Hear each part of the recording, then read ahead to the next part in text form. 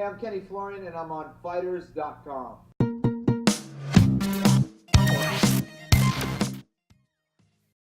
All right, Kenny, how are you, man? How was the trip to China? Tell us a bit about that last week there. Yeah, it was a long flight, but it was a good trip. For the most part, I can't really say that I went to China because I pretty much was in a casino the whole time.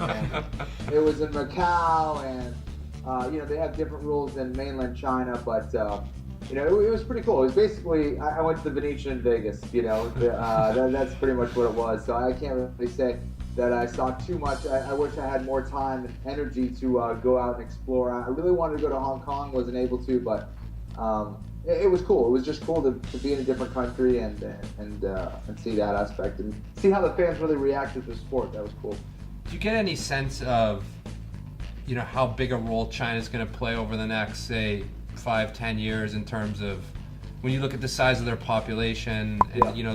they've proven their dominance in the Olympics? Are we going to see a lot more Chinese fighters in the in MMA and the UFC? I hope so. I hope so, and I think it's going to happen when we have some more high-level fighters coming out of China. That of course the fans can get behind over there. I think that's important. Having Asian MMA stars, I think, is really going to help that grow. And of course, just continuously going, regularly to China, I think will certainly help. But you look at what they've done athletically in the Olympics and all the sports across the board. I think it's a country that really could be a huge force in mixed martial arts. Of course, they have a very rich tradition in the martial arts, and that alone is special. But you look at the athleticism and the kind of athletes that they're producing. They could definitely be a power in the mixed martial arts world. I think you really only need that one star, because in Canada, as soon as GSP got on the big screen, the whole country rallied around him here, and that was kind of it, right? So, are there any fighters in the UFC now that you think could or coming up through the sort of farm leagues that you think could make that difference, where they're coming out of China?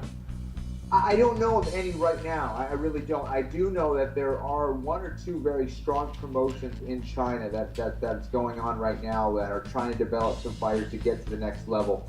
I don't know what kind of system they have. Do they want to hold on to these fighters and kind of keep them in their promotion, or is it a way of them getting their fighters to the next level and fighting at the highest level in the UFC? I don't really know the politics of that right now. I'm not really so informed on how that works, but I do know that there's one or two very big promotions in China right now that do have some good talent coming up, and it comes down to getting the resources there. Having, I know there's a lot of Brazilian Jiu-Jitsu instructors right now that are coming out to China, that are being flown out, that are, helping to get them up to speed on their ground game.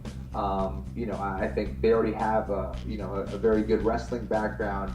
Their striking obviously will be very sound. So it's just a matter of really getting experience and having more and more fights there, and giving the up-and-coming MMA fighters an outlet to compete and get that experience.